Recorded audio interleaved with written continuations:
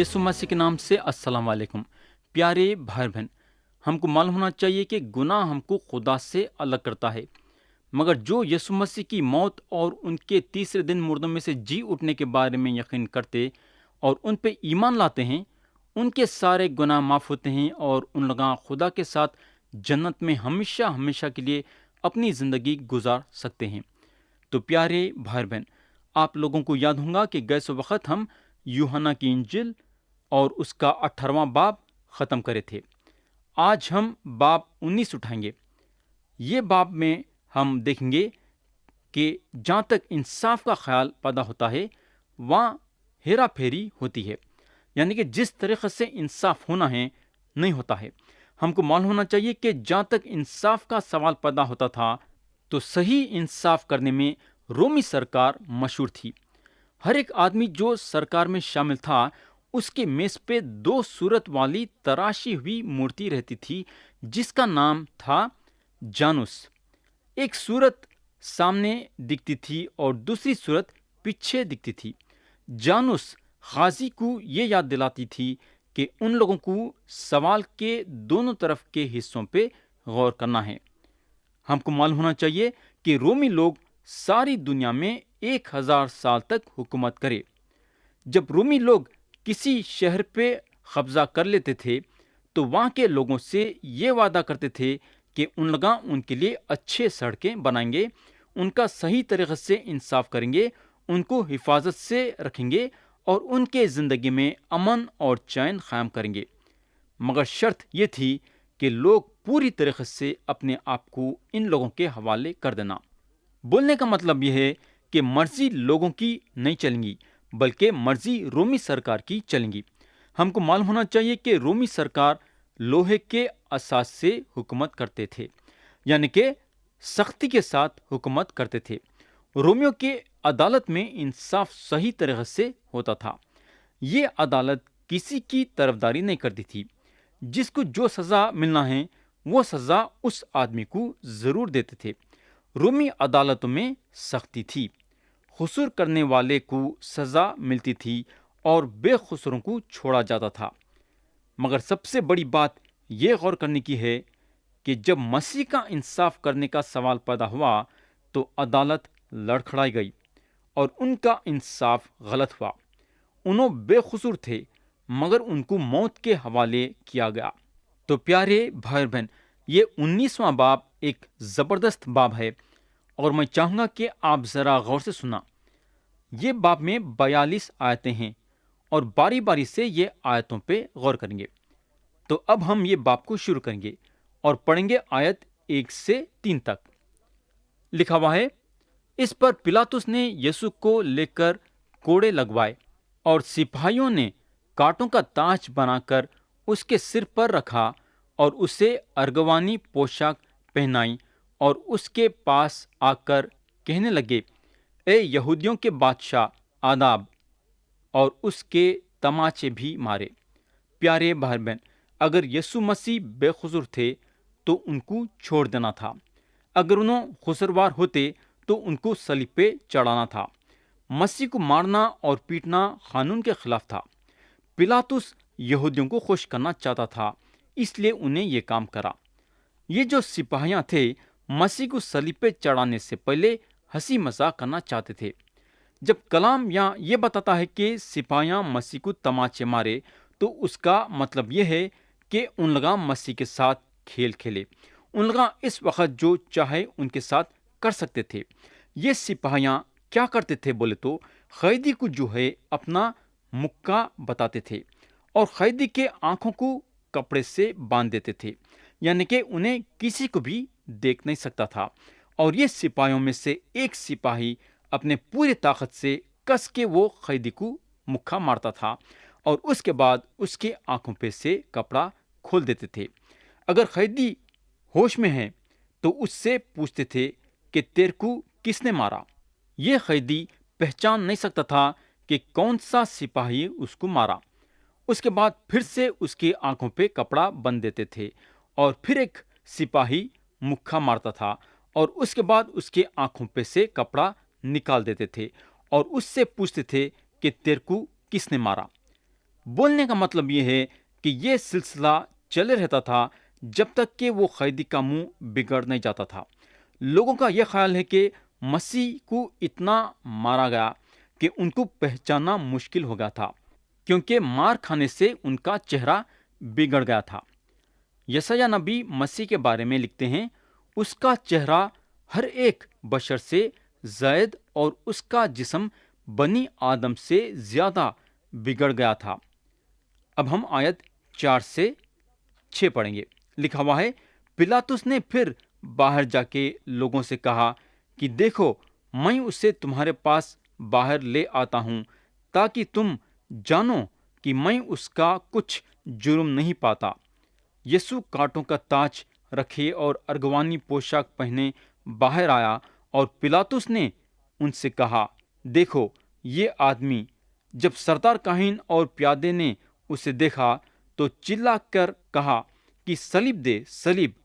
پلاطس نے ان سے کہا کہ تم ہی اسے لے جاؤ اور صلیب دو، کیونکہ میں اس کا کچھ جرم نہیں پاتا۔ تو یہاں کلام بتاتا ہے کہ مسیح باہر آئے۔ میں یقین کرتا ہوں کہ اگر ہم اس وقت وہاں رہتے اور مسیح کو دیکھتے تھے تو ہمارا دل دکھ سے بھر جاتا تھا۔ ان کے بدن کے ایک ایک کونے پہ ان کو مارا گیا۔ جب پلاطس مسیح کو باہر لایا تو لوگوں کے دل میں ان کے لیے اتنی کڑواہٹ تھی کہ چلانے لگے اور بولنے کو لگے، صلیب دے، صلیب۔ میرے بھائی، میں یقین کرتا ہوں کہ پلاطس اپنی زندگی میں ایسے حالت کا سامنا نہیں کرا ہوں گا۔ لوگوں کا چلانا پلاطس کو پریشان کر دیا، مگر لوگ پلاطس کو چھوڑنے والے نہیں تھے جب تک کہ پلاطس مسیح کا فیصلہ نہیں کر دیتا۔ اور یہاں اگر ہم دیکھیں گے تو یہودیوں کے بزرگاں اور لوگ جو وہاں تھے اپنا فیصلہ سنا رہے تھے۔ ان کا فیصلہ یہ تھا کہ پلاطس جو ہے مسیح کو صلیب دینا۔ یہاں فیصلہ لوگوں کے طرف سے پلاطس کے پاس آیا۔ آپ دیکھیں ہوں گے کہ ایک شہر کی عوام بعضی وقت سرکار پہ زور ڈالتی ہے کہ سرکار ان کے فیصلے پہ چلنا۔ بعضی وقت جب عوام بگڑ جاتی ہے تو حکومت کو عوام کے فیصلے پہ چلنا پڑتا ہے۔ اب ہم آیت 7 سے 9 پڑھیں گے۔ لکھا ہوا ہے، یہودیوں نے اسے جواب دیا کہ ہم اہل شریعت ہیں اور شریعت کے موافق وہ قتل کے لائق ہے، کیونکہ اس نے اپنے آپ کو خدا کا بیٹا بنایا۔ جب پلاطس نے یہ بات سنی تو اور بھی ڈرا، اور پھر قلعے میں جا کر یسوع سے کہا، تو کہاں کا ہے؟ مگر یسوع نے اسے جواب نہ دیا۔ تو یہاں اگر ہم دیکھیں گے تو پلاطس کو ابھی تشفی نہیں ہوئی ہے۔ پلاطس جو ہے مسیح کو پھر سے اندر لے کے جاتا ہے ان سے اور سوال کرنے کے لیے۔ آیت 10 اور 11 میں لکھا ہوا ہے، پس پلاطس نے اس سے کہا، تو مجھ سے بولتا نہیں؟ کیا تو نہیں جانتا کہ مجھے تیرے چھوڑ دینے کا بھی اختیار ہے اور صلیب دینے کا بھی اختیار ہے؟ یسوع نے اسے جواب دیا کہ اگر تجھے اوپر سے نہ دیا جاتا تو تیرا مجھ پر کچھ اختیار نہ ہوتا۔ اس سبب سے جس نے مجھے تیرے حوالے کیا اس کا گناہ زیادہ ہے۔ پیارے بھائی اور بہن، ایک انسان کئی گناہ کرتا اور ہر گناہ کے حساب سے خدا ہماری عدالت کرتا۔ خدا کا کلام بتاتا ہے کہ جو بوئیں گے وہ کاٹیں گے بھی۔ مسیح کا بولنے کا مطلب یہ ہے کہ جو آدمی ان کو پلاطس کے حوالے کرا ہے وہ آدمی کا گناہ زیادہ ہے، کیونکہ جو مسیح کو پلاطس کے حوالے کرے وہ ان کو جانتے تھے، یعنی کہ جو مسیح کو پلاطس کے حوالے کرے ان کی پہچانت مسیح کے ساتھ تھی۔ آیت 12 میں لکھا ہوا ہے، تب سپاہیوں اور ان کے صوبیدار اور یہودیوں کے پیادوں نے یسوع کو پکڑ کر باندھ لیا۔ تو یہاں سے پلاطس جو ہے مسیح کو چھوڑنے کی کوشش میں تھا۔ ہم کو معلوم ہونا چاہیے کہ پلاطس جو ہے مسیح پہ ایمان نہیں لایا۔ پلاطس اس لیے مسیح کو چھوڑنے کی کوشش میں تھا، کئی کو بولے تو مسیح بے قصور تھے۔ تو پیارے بھائی بہن، مسیح جو ہے پلاطس کے ہاتھ میں تھے۔ پلاطس کو اب مسیح کے بارے میں فیصلہ کرنا تھا۔ مگر ہم کو معلوم ہونا چاہیے کہ پلاطس یہودیوں کے بزرگوں کے ہاتھوں میں گر گیا۔ آیت 13 میں لکھا ہوا ہے، پلاطس یہ باتیں سن کر یسوع کو باہر لایا اور اس جگہ جو چبوترا اور عبرانی میں گبتہ کہلاتی ہے تخت عدالت پر بیٹھا۔ تو یہاں اگر ہم دیکھیں گے تو اتنی گڑبڑ کے بعد پلاطس تخت عدالت پہ بیٹھتا ہے۔ میرے بھائی، کیا آپ سمجھتے کہ پلاطس کا انصاف یہاں صحیح رہے گا؟ آیت 14 سے 16 لکھا ہوا ہے، یہ فسح کی تیاری کا دن اور چھٹے گھنٹے کے قریب تھا۔ پھر اس نے یہودیوں سے کہا، دیکھو یہ ہے تمہارا بادشاہ۔ پس وہ چیلائے کہ لے جا، لے جا، اسے صلیب دے۔ پلاطس نے ان سے کہا، کیا میں تمہارے بادشاہ کو صلیب دوں؟ سردار کاہنوں نے جواب دیا کہ قیصر کے سوائے ہمارا کوئی بادشاہ نہیں۔ اس پر اس نے اس کو ان کے حوالے کیا تاکہ صلیب دیا جائے۔ پس وہ یسوع کو لے گئے۔ تو پیارے بھائی بہن، یہاں پلاطس قاضی بن کے تو بیٹھا، مگر اس کا انصاف بالکل غلط تھا، کیونکہ کوئی بھی یہ ثبوت نہیں لا سکا کہ مسیح قصوروار ہیں۔ پلاطس کئی مرتبہ ان سے سوال کرنے کے بعد بھی یہ نتیجے پہ نہیں آیا کہ انہوں قصوروار ہیں۔ پلاطس ایک رومی آدمی ہونے کے ناطے ایک اچھا اور صحیح فیصلہ کرنا چاہتا تھا، مگر عوام کا اثر اس پہ بہت زیادہ تھا۔ پلاطس کے سامنے جو حالت پیدا ہو رہی تھی وہ اس کے برداشت کے باہر تھی۔ پلاطس یہ نتیجے پہ آیا کہ اس کا جو ہے مسیح سے چھٹکارا پانا اس کے لیے بہتر ہے۔ کلام بتاتا ہے کہ پلاطس جو ہے مسیح کو لوگوں کے حوالے کرا ان کو صلیب دینے کے لیے۔ آیت 17 اور 18 میں لکھا ہوا ہے، اور وہ اپنی صلیب آپ اٹھائے ہوئے اس جگہ تک باہر گیا جو کھوپڑی کی جگہ کہلاتی ہے، جس کا ترجمہ عبرانی میں گلگتا ہے۔ وہاں انہوں نے اس کو صلیب دی، ایک کو ادھر ایک کو ادھر اور یسوع کو بیچ میں۔ پیارے بھائی بہن، اگر ہم احبار کی کتاب میں دیکھیں گے تو خدا کا حکم وہاں یہ تھا کہ سارے کے سارے بچھڑے کو لشکرگاہ کے صاف جگہ میں جہاں راکھ پڑتی ہے لے کے جانا اور سب کو لکڑیوں میں رکھ کے آگ سے جلا دینا۔ گناہ کی قربانی لشکرگاہ کے باہر ایک پاک جگہ پہ لے کے جاتے تھے۔ یہ چیز جو ہے مسیح میں پوری ہوئی۔ مسیح کو شہر کے باہر لے گیا گیا اور انہوں ہمارے گناہوں کے لیے صلیب پہ قربان ہو گئے۔ اگر ہم عبرانیوں کا خط پڑھیں گے تو باب 13 اور آیت 12 میں لکھا ہوا ہے، اسی لیے یسوع نے بھی امت کو خود اپنے خون سے پاک کرنے کے لیے دروازے کے باہر دکھ اٹھایا۔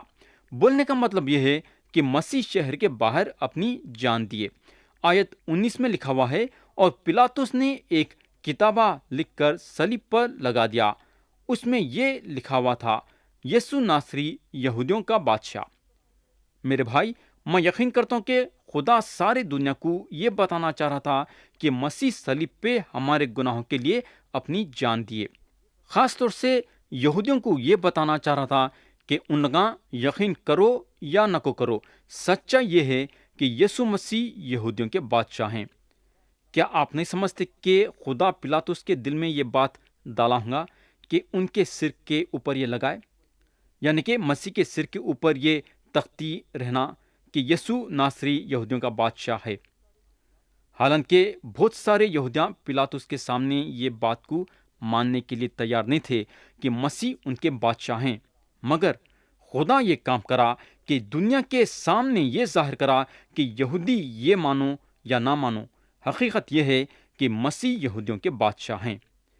آیت 20 میں لکھا ہوا ہے، اس کتابہ کو بہت سے یہودیوں نے پڑھا، اس لیے کہ وہ مقام جہاں یسوع صلیب دیا گیا تھا شہر کے نزدیک تھا، اور وہ عبرانی اور لطنی اور یونانی میں لکھا ہوا تھا۔ اب سوال یہ پیدا ہوتا ہے کہ یہ تختی پہ 3 زبانوں میں کئی کو لکھا گیا۔ اس کی وجہ یہ ہے کہ وہاں 3 قسم کے لوگ تھے، عبرانی لوگ تھے، لطنی لوگ تھے اور یونانی لوگ تھے۔ ہر ایک جو وہاں کھڑا تھا یہ پڑھنا ضروری تھا کہ آخر وہ تختی پہ کیا لکھا ہوا ہے۔ ہر زبان بولنے والا یہ بات کو جاننا ضروری تھا۔ اگر صرف عبرانی میں لکھا ہوا رہتا تو لتنی یا یونانی لوگ نہیں جان سکتے تھے کہ آخر وہ تختی پہ کیا لکھا ہوا ہے، مگر ہم کو معلوم ہونا چاہیے کہ یہ سارے باتوں میں خدا کا ہاتھ تھا، کیونکہ خدا یسوع مسیح کے بارے میں ہر ایک کو بتانا چاہتا تھا کہ آخر یسوع مسیح کون ہے۔ پس یہودیوں کے سردار کاہنوں نے پلاطس سے کہا کہ یہودیوں کا بادشاہ نہ لکھ، بلکہ یہ کہ اس نے کہا میں یہودیوں کا بادشاہ ہوں۔ پلاطس نے جواب دیا کہ میں نے جو لکھ دیا وہ لکھ دیا۔ تو یہاں اگر ہم دیکھیں گے تو یہودیاں پلاطس پہ حکومت جتانے لگے کہ یہ بات نہیں لکھنا کہ مسیح یہودیوں کے بادشاہ ہیں، مگر پلاطس ان کی بات ماننے کے لیے تیار نہیں تھا۔ میں یقین کرتا ہوں کہ اگر سارے کے سارے یہودیاں مل کے بھی چلاتے اور پلاطس سے زور ڈالتے تو بھی پلاطس نہیں مانتا تھا، کیونکہ یہ خدا کی طرف سے تھا۔ جیسا میں اب بھی بتایا کہ خدا سارے دنیا پہ یہ ظاہر کرنا چاہتا تھا کہ مسیح ہمارے گناہوں کے لیے صلیب پہ اپنی جان دیے۔ تو یہاں یہودیوں کے سردار کاہنوں کو چپ رہنا پڑا، اس کے بارے میں ان لوگ کچھ نہیں کر سکے۔ آیت 23 اور 24 میں لکھا ہوا ہے، جب سپاہی یسوع کو صلیب دے چکے تو اس کے کپڑے لے کر 4 حصے کیے، ہر سپاہی کے لیے ایک حصہ، اور اس کا کرتا بھی لیا۔ یہ کرتا بنسلا سراسر بنا ہوا تھا، اس لیے انہوں نے آپس میں کہا کہ اسے پھاڑیں نہیں بلکہ اس پر خورا ڈالیں تاکہ معلوم ہو کہ کس کا نکلتا ہے۔ یہ اس لیے ہوا کہ وہ نوشتہ پورا ہو جو کہتا ہے کہ انہوں نے میرے کپڑے بانٹ لیے اور میری پوشاک پر خورا ڈالا۔ چنانچہ سپاہیوں نے ایسا ہی کیا۔ تو یہاں لکھا ہوا ہے، جب سپاہی یسوع کو صلیب دے چکے۔ پیارے بھائی اور بہن، کوئی بھی یہ بات تفصیل سے یہ بیان نہیں کر سکا کہ مسیح اپنے موت کے وقت اپنے آپ میں کیسا محسوس کرے، مگر کلام یہاں یہ بتاتا ہے کہ سپاہیاں مسیح کے کپڑوں کو 4 حصوں میں کرے، یعنی کہ انہوں جب صلیب پہ تھے اس وقت بھی لوگ ان کو تکلیف پہنچائے، ان کے کپڑوں کو بھی نہیں چھوڑے۔ مگر سب سے بڑی بات یہ کہ یہ سپاہیوں کو یہ بات کا پتہ نہیں چلا کہ ان لوگوں پرانا عہد نامہ میں جو پیشن گوئی یہ کپڑے بانٹنے کے بارے میں دی گئی تھی وہ پوری ہو رہی ہے، وہ بھی ان کے ذریعے سے۔ مگر سارے باتوں کی یہ بات کہ خدا اپنے کلام میں جو لکھ دیا وہ کرا، وہ پورا ہوا۔ خدا جو بولتا ہے وہ پوری بھی کرتا ہے۔ نبیاں خدا کے روح کے ذریعے سے بولتے تھے اور اسے لکھ دیا جاتا تھا، اور جب واقعہ دیکھنے میں آتا تو لوگ جاننے کو لگتے تھے کہ واقعی میں جو خدا بولا ہے وہ پورا ہو رہا ہے۔ آیت 25 سے 27 میں لکھا ہوا ہے، اور یسوع کی صلیب کے پاس اس کی ماں اور اس کی ماں کی بہن مریم کلوپاس کی بیوی اور مریم مغدلینی کھڑی تھی۔ یسوع نے اپنی ماں اور اس شاگرد کو جس سے محبت رکھتا تھا پاس کھڑے دیکھ کر ماں سے کہا کہ اے عورت، دیکھ تیرا بیٹا یہ ہے۔ پھر شاگرد سے کہا دیکھ تیری ماں یہ ہے، اور اسی وقت سے وہ شاگرد اس سے اپنے گھر لے گیا۔ تو یسوع مسیح مریم کو جو ہیں عورت بول کے بلاتے ہیں۔ اگر ہم یوحنا کی انجیل باب 2 میں دیکھیں گے تو وہ خانہ گلیل کے شادی میں بھی مسیح اپنے ماں کو عورت کے نام سے بلائے۔ ان کا وقت آ گیا تھا اور ان کی موت تھوڑی دیر میں ہونے والی تھی، مگر مرنے کے بعد تیسرے دن انہوں جی اٹھنے والے تھے۔ مگر مرنے سے پہلے انہوں ایک آخری ذمہ داری پوری کرنا چاہتے تھے۔ انہوں تو چلے جا رہے تھے مگر ان کے کمی کو پوری کرنا چاہتے تھے۔ ان کی جگہ کوئی لینا تھا اور مسیح اپنی جگہ پہ یوحنا کو لائے۔ انہوں یوحنا کو مریم کے حوالے کرے۔ یوحنا جو ہیں اس وقت سے مریم کے بیٹے بن گئے۔ مگر سب سے بڑی خوبی کی بات ہم یہاں دیکھ سکتے بولے تو وہ یہ ہے کہ مسیح کے یہ بات کو مریم اور یوحنا قبول کرے۔ تو پیارے بھائی اور بہن، آج ہم یوحنا کی انجیل باب 19 اور اس کی آیت 1 سے 27 تک غور کریں۔ اب سوال یہ پیدا ہوتا ہے کہ ہم یہاں کیا سیکھتے ہیں؟ ہم یہاں یہ سیکھتے ہیں کہ ہمارا رشتہ یسوع مسیح کے ذریعے سے خدا سے قائم کرنا چاہیے۔ ہمارا رشتہ خدا کے ساتھ اس وقت ہی قائم ہو سکتا ہے جب ہم خدا کے سامنے اپنے گناہوں کا اقرار کر کے یسوع مسیح پہ ایمان لائیں گے۔ تو پیارے بھائی اور بہن، کیا آپ یسوع مسیح کے ذریعے سے خدا کے ساتھ ذاتی طور سے رشتہ قائم کرنے کے لیے تیار ہیں کیا؟ خدا ہم سب کو آج کے کلام کے ذریعے سے برکت دے۔